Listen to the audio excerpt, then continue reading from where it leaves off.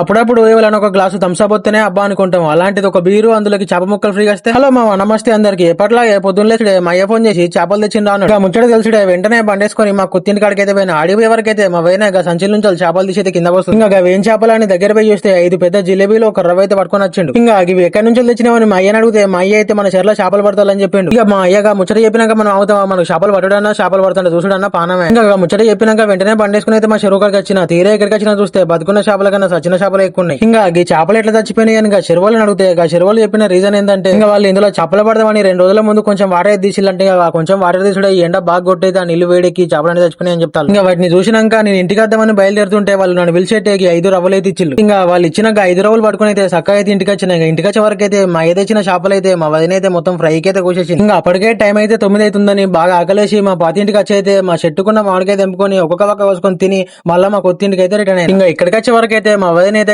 కోసిన చేపలన్నీ ఫ్రై చేసింది. ఇంకా చేపలు ఎట్లా ఫ్రీగా వచ్చినాయో చెప్పినా కానీ ఈ బీర్ ఎట్లా ఫ్రీ వచ్చిందో చెప్పలే కదా. 3 రోజుల ముందు మా ఇంటి పక్కన వాళ్ళు ఫంక్షన్ చేసుకున్నప్పుడు ఈ బీర్లు అయితే మా ఇంట్లో పెట్టిళ్ళు. ఇవైతే మర్చిపోయి వాళ్ళైతే ట్రాన్స్ఫర్ అయ్యి వెళ్ళిపోయి ఇక్కడ నుంచి అయితే ఇంకా వాళ్ళైతే అట్లా వెళ్ళిపోవట్లకి ఈ బీర్ అయితే మనకు ఫ్రీగానే అయితే ఫ్రిడ్జ్ లో అయితే మిగిలిపోయింది. ఇంకా ఫ్రీగా ఇచ్చిన బీరు ఫ్రీగా ఇచ్చిన చేపలు రెండైతే ఫ్రీగానే అయితే తినేసిన.